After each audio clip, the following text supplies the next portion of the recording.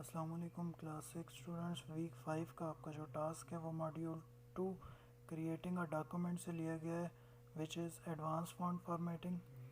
Advance font formatting में आपके पास सबसे पहला टॉपिक आ जाता है एडवांस पैराग्राफ फॉर्मेटिंग। अब एडवांस पैराग्राफ फॉर्मेटिंग में आपके पास यहाँ पे एक चीज़ आ जाती है हैंगिंग इंडेंट। हैंगिंग इंडेंट क्या होती है कि आप पूरे पैराग्राफ नहीं बल्कि हर पैराग्राफ की फर्स्ट लाइन को आप चाहते हो कि लेफ़्ट साइड से थोड़ा सा आगे हो, थोड़ा सा उसमें मार्जिन हो, तो उसको हम इंडेंटेशन भी बोलते हैं। तो हैंगिंग इंडेंट हम अप्लाई कर सकते हैं अपने पैराग्राफ के ऊपर।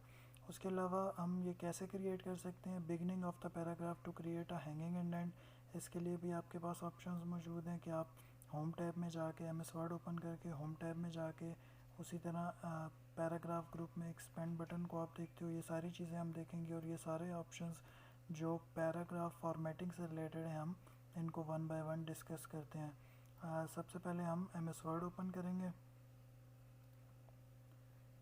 एमएस वर्ड के अंदर हम जाके कोई भी हमने पैराग्राफ के लिए कोई भी हमने लाइनें लिखी या हम कोई भी वर्ड लिख लेते हैं। सपोज़ 2 लाइंस हमने यहाँ पे कोई भी लिख दी। अब होम टैब में जाके हमारे पास ये पैराग्राफ ग्रुप है। हमने पिछले टास्क में पढ़ा था कि हम यहाँ से बहुत सारी चीज़ें फॉर्मेट कर सकते हैं, यूज़ करके अपने टेक्स्ट को फॉर्मेट कर सकते हैं। अब हमने पूरे पैराग्राफ को फॉर्मेट करना है, तो यहाँ पे ये एक्सपेंड बटन है। इस एक्सपेंड बटन के ऊपर जैसे ही हमने क्लिक किया तो हमारे पास ओपन हो गया।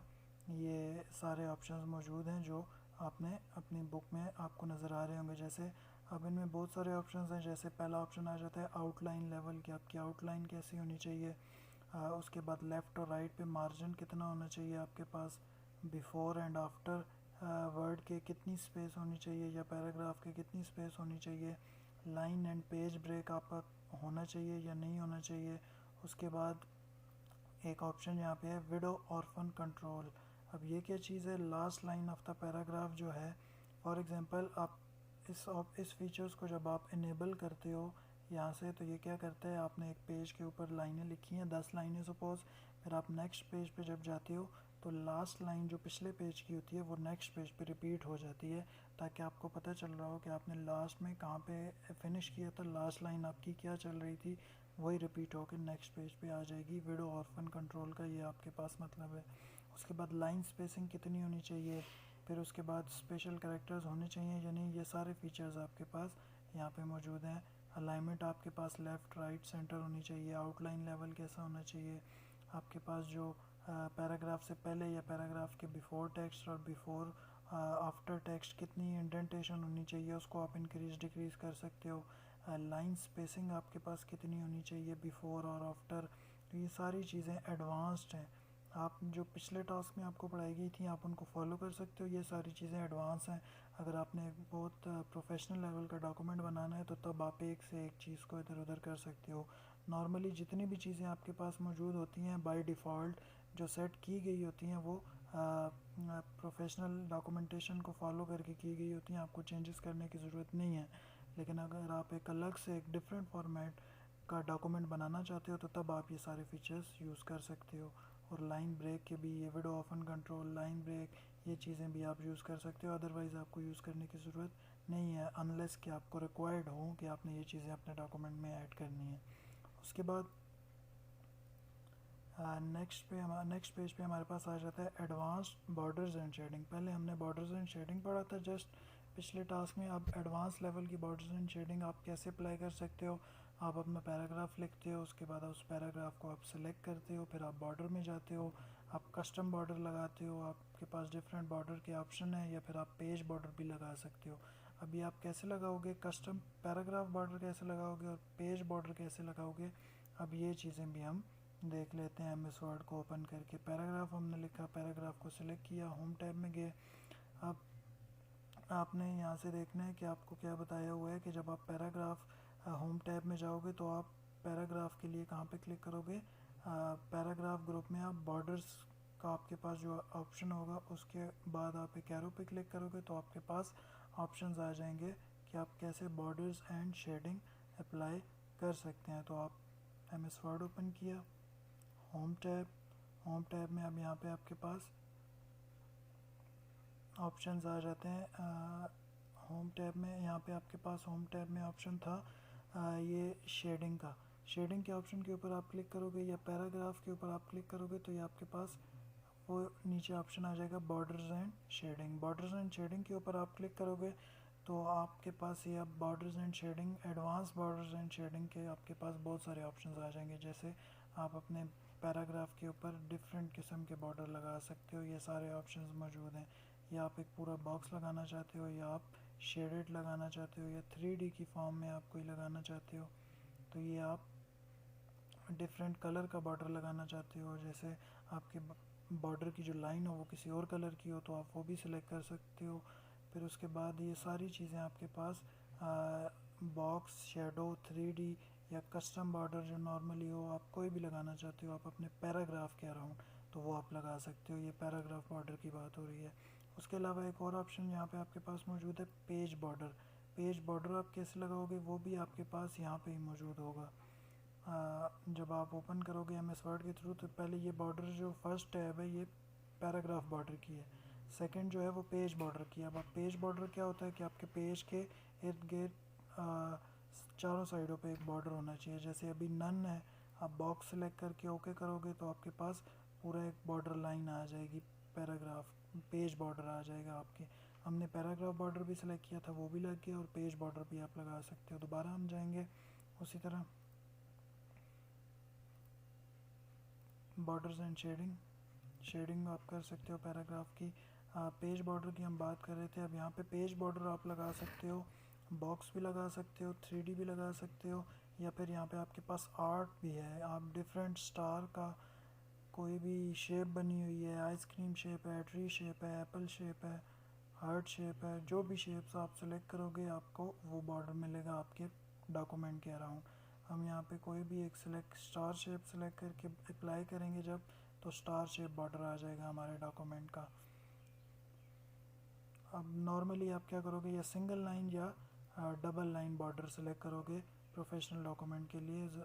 अगर आप कोई इनफॉर्मल डॉक्यूमेंट बना रहे हैं तो आप कोई भी शेप सेलेक्ट कर सकते हैं। अगर आप फॉर्मल डॉक्यूमेंट बना रहे हैं तो कोशिश करें कि ये सिंगल लाइन हो, या फिर आप डबल लाइन भी यूज़ कर सकते हैं, डबल लाइन बॉर्डर। उसके बाद नेक्स्ट आगे आपके पास जो चीज़ें आ जाती हैं इस टास्क में वो है फ़ॉन्ट फॉर्मेटिंग। अब हमने फ़ॉन्ट्स को लिख के और फॉर्मेट करना सीखा था, अब हम देखते हैं कि अब इन फ़ॉन्ट्स की एडवांस्ड फॉर्मेटिंग हम कैसे कर सकते हैं। वही सारी चीज़ें रिपीट हो रही हैं लेकिन कुछ मुख्तलिफ फ़ीचर्स भी हैं, और वही चीज़ें एडवांस करके भी आपको बताई जा रही हैं। उसी तरह हम जाएंगे फ़ॉन्ट, होम टैब, फ़ॉन्ट और एक्सपेंड बटन पे क्लिक करेंगे और फ़ॉन्ट का ऑप्शन हमारे पास आ जाएगा।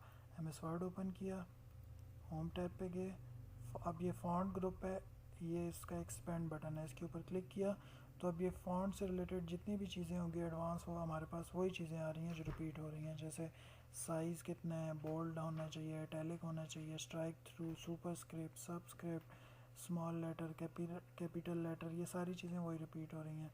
या उसके बाद एडवांस में चले जाएँ तो लाइन स्पेसिंग, नंबर स्पेसिंग, और उसके अलावा हमारे पास उसकी पोजीशन, अलाइनमेंट, ये सारी चीज़ें हमारे पास आ जाती हैं। ये एडवांस हैं। नॉर्मली जो हम पिछले टास्क से पढ़ते हुए आ रहे हैं, हमें अपने डॉक्यूमेंट के ऊपर भी वही चीज़ें अप्लाई करनी है, जिनको हम यहाँ से भी चेंज कर सकते हैं सारी चीज़ें।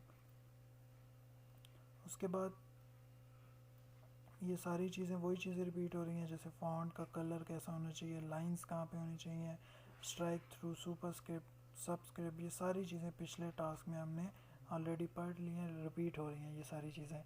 अब यहाँ पे एक और चीज़ आ जाती है, लास्ट टॉपिक है हमारा करेक्टर स्पेसिंग, कि आपके दो जो वर्ड लिखे हुए हैं करेक्टर्स हैं, जैसे करेक्टर लिखा हुआ है CHARACTR, तो अब C और H के दरमियान स्पेस कितनी होनी चाहिए, H और A के दरमियान कितनी होनी चाहिए, तो करेक्टर्स के दरमियान जो स्पेस है हम उसको भी कम या ज़्यादा इंक्रीज डिक्रीज़ कर सकते हैं।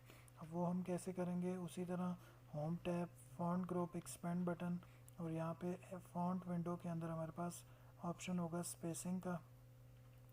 अब हम चेक कर लेते हैं होम टैब, फ़ॉन्ट ग्रुप के अंदर अब हमने यहाँ पे क्लिक कर लिया। उसके बाद अब साथ साथ आपने अपनी बुक को भी देख के हर एक आपके पास स्टेप बाय स्टेप सारी चीज़ें लिखी हुई हैं, आप इन स्टेप्स को फॉलो करेंगे तो आप इजीली सारी चीज़ें कर लेंगे। अब यहाँ पे हमने क्या करना है, स्टेप 1 में एक्सपेंड किया, उसके बाद एडवांस पे क्लिक किया, फिर स्पेसिंग के ऊपर क्लिक करके अब हमने ये स्पेसिंग के जो ऑप्शंस हैं उनको फॉलो करना है। अब हम क्या करते हैं, एडवांस पे क्लिक करते हैं, उसके बाद स्पेसिंग नॉर्मल है, एक्सपेंड करना चाहें तो एक्सपेंड कर सकते हैं, कंडेंस करना चाहें तो कंडेंस कर सकते हैं। अब हमने ये सिलेक्ट कर लिए, पैराग्राफ सेलेक्ट कर लिए या करैक्टर सेलेक्ट कर लिए, उसके बाद एडवांस में गए। अब इसको एक्सपेंड करना चाहते हैं तो एक्सपेंड कर देंगे। अब इनके दरमियान स्पेस आ गई है। या इनको अपनी नॉर्मल कंडीशन में रखना चाहें तो हम नॉर्मल भी रख सकते हैं जिस तरह बाय डिफ़ॉल्ट होती है, या फिर आप यहाँ से इंक्रीज़ कर सकते हैं अगर आपको ज़्यादा स्पेस चाहिए।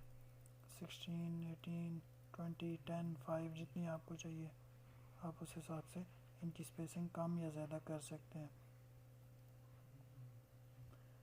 उसके बाद आपके पास एक और चीज़ आ जाती है, हैंड्स ऑन एक्टिविटी लास्ट है। अब हैंड्स ऑन एक्टिविटी में क्या है कि आपने ये आपके पास सामने एक गिवन आपको टास्क दिया हुआ है कि ये आपने टाइप करना है अपने कंप्यूटर में। एक पैराग्राफ है, 3 पैराग्राफ हैं, फिर उनको आपने बॉर्डर देना है, फिर उनकी आपने शेडिंग करनी है, और जिस फॉन्ट में या जिस स्टाइल में ये इसकी हेडिंग है इसी को भी आपने इसी तरह लिखना है। ये जब आप कर लें तो उसके बाद आप इसकी स्क्रीनशॉट लेके मुझे शेयर कर सकते हैं। ये जितनी सारी चीज़ें आपके इस पूरे टास्क में मैंने एक्सप्लेन कर दी हैं। अगर फिर भी आपको कोई क्वेश्चन हो या कोई भी प्रॉब्लम हो तो आप पूछ सकते हैं।